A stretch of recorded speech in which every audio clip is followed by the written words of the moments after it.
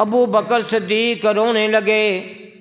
فبکا ابو بکر اور عرض کی یا رسول اللہ حل انا ومالی الا لک یا رسول اللہ، یا رسول اللہ صلی اللہ علیہ وسلم میں کیا ہوں، میرے مال کی حیثیت کیا ہے؟ میں بھی آپ کا ہوں، میرا مال بھی آپ کا ہے. اللہ اکبر، میں بھی آپ کا ہوں اور میرا مال بھی آپ کا ہے. ڈاکٹر اقبال اس لیے تو کہتے ہیں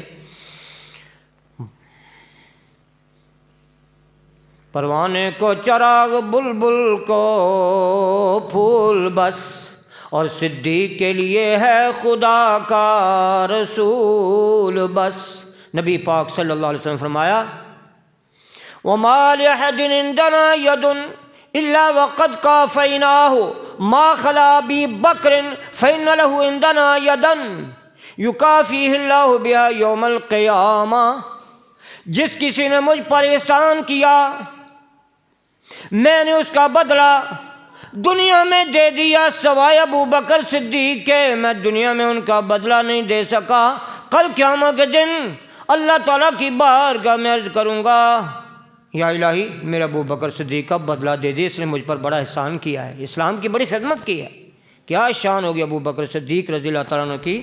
کسی نے ابو بکر شبلی سے پوچھا کہ کتنی مال کی زکوٰۃ ادا کرنی چاہیے؟ آپ نے فرمایا شرعی مسئلہ پوچھ رہے ہو یا عشق کی بات پوچھ رہے ہو؟ انہوں نے کہا دونوں بتا دو.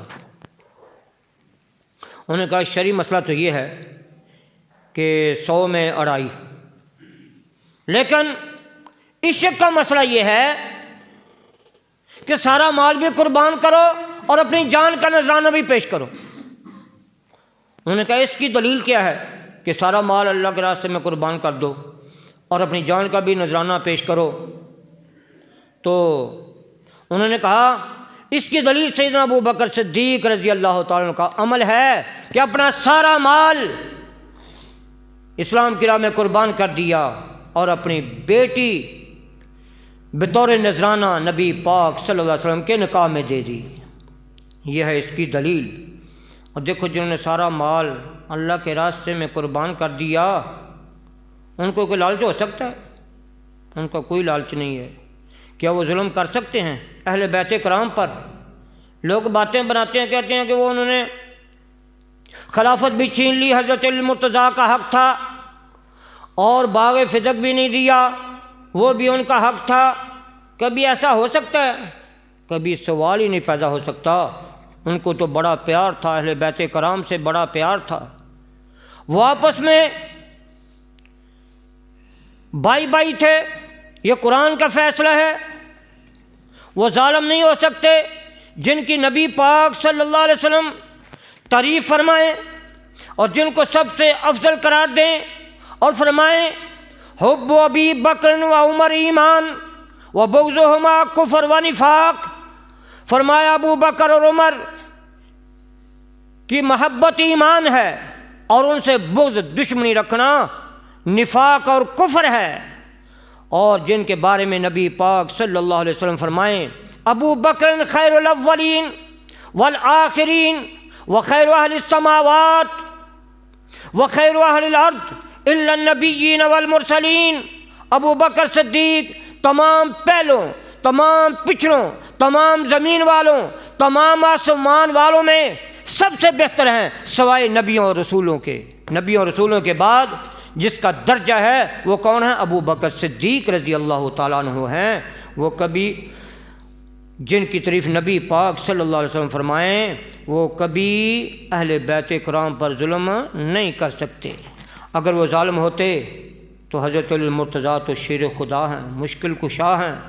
وہ کبھی بھی ان کے ہاتھ پر بیعت نہ کرتے اور کبھی بھی ان کے پیچھے نمازیں نہ پڑھتے اور کبھی ان سے رشتہ داریاں نہ کرتے. حضرت ابو بکر صدیق حضرت عمر بن الخطاب رضی اللہ تعالیٰ عنہ کون ہیں؟ یہ حضرت المرتضیٰ کے داماد ہیں. حضرت عمر بن الخطاب کے نکاح میں حضرت المرتضیٰ کی ایک بیٹی تھی جن کا نام تھا ام کلثوم. اور کتنا پیار تھا سیدنا ابو بکر صدیق رضی اللہ تعالیٰ عنہ کو اہل بیت کرام سے اور اہل بیت کرام کو خاندان صدیقی سے کتنا پیار تھا۔ اٹھاؤ بخاری شریف کی ایک حدیث پاک ہے کہ نبی پاک حضرت ابو بکر صدیق رضی اللہ عنہ اور حضرت المرتضیٰ عصر کی نماز پڑھی ہے۔ عصر کی نماز پڑھ کے باہر نکلے، راستے میں جا کر دیکھا کہ حضرت امام حسن بچوں کے ساتھ کھیل رہے ہیں۔ محبت نے جوش مارا، حضرت ابو بکر صدیق رضی اللہ تعالیٰ عنہ نے امام حسن کو اپنے کندھے پر اٹھا لیا، ان کو پیار کیا، بوسے دیے اور پھر فرمانے لگے بِأَبِي شَبِيهٌ بِالنَّبِي لَا شَبِيهٌ بِعَلِي وَعَلِيٌّ يَضْحَكُ، میرے ماں باپ ان پر قربان جائیں، یہ چہرہ تو مصطفیٰ سے ملتا ہے، علی سے نہیں ملتا، اور علی اس بات کو سن کر مسکرا رہے تھے۔ یہ تھا پیار ان کا۔ اور پھر خاندان اہل بیت کرام کا کتنا پیار تھا خاندان صدیقی سے۔ حضرت امام زین العابدین بیمار کربلا، انہوں نے اپنے بیٹے کی شادی کرنی ہے، امام باقر ان کا نام ہے، تو ان کی نگاہ خاندان صدیقی پر پڑتی ہے۔ حضرت ابو بکر صدیق رضی اللہ عنہ کی پڑپوتی جس کا نام ام فروہ ہے، ام فروہ کنیت ہے، نام ان کا فاطمہ ہے۔ حضرت ابو بکر صدیق کے بیٹے کا نام محمد تھا اور ان کے بیٹے کا نام قاسم، پوتا قاسم ہے، اور آپ کے ایک بیٹے کا نام عبد الرحمن، ان کے گھر بیٹی ہوئی جس کا نام اسماء ہے۔ یہ کیا لگی؟ حضرت ابو بکر صدیق کی پوتی ہوئی نا۔ قاسم اور اسماء کا نکاح ہوا تو اللہ نے بیٹی دی، پڑپوتی ہو گئی، اس کا نام فاطمہ، کنیت ام فروہ، ہماری کتابوں میں بھی لکھا ہے، ان کی کتابوں میں بھی لکھا ہے۔ تو ان کا رشتہ مانگا امام زین العابدین اپنے بیٹے محمد باقر کے لیے، تو ان رشتہ قبول کر لیا کہ اس سے بڑی سعادت کیا ہو سکتی ہے۔ رشتہ ہو گیا، اور پھر جو بچہ پیدا ہوا اس کا نام امام جعفر صادق ہے، امام جعفر صادق ہے۔ جو لوگ کہتے ہیں کہ انہوں نے ظلم کیا تھا، باغ فدق چھین لیا تھا، کبھی ایسا ہو سکتا ہے کہ انہوں نے ظلم کیا ہو تو پھر ان کے ساتھ رشتہ داری ہو؟ نہیں، ہم جب رشتہ اپنے بچے کا کرتے ہیں تو اس سے کرتے ہیں جو ہمیں سب سے پیارا ہوتا ہے۔ تو انہوں نے خاندان میں اپنے رشتے کر کے بتا دیا کہ سب کہانیاں ہیں، جھوٹ ہے، وہ ہم سے پیار کرتے ہیں، ہم ان سے پیار کرتے ہیں، وہ ہمارے پیارے ہیں اور ہم ان کے پیارے ہیں، ہماری کوئی دشمنی نہیں، کوئی عداوت نہیں ہے۔ اور پھر اگر حضرت ابو بکر صدیق کے خاندان کو نکال دیا جائے تو پانچویں امام کے بعد چھٹا امام ثابت ہی نہیں کیا جا سکتا۔ جتنے بھی سید ہیں قیامت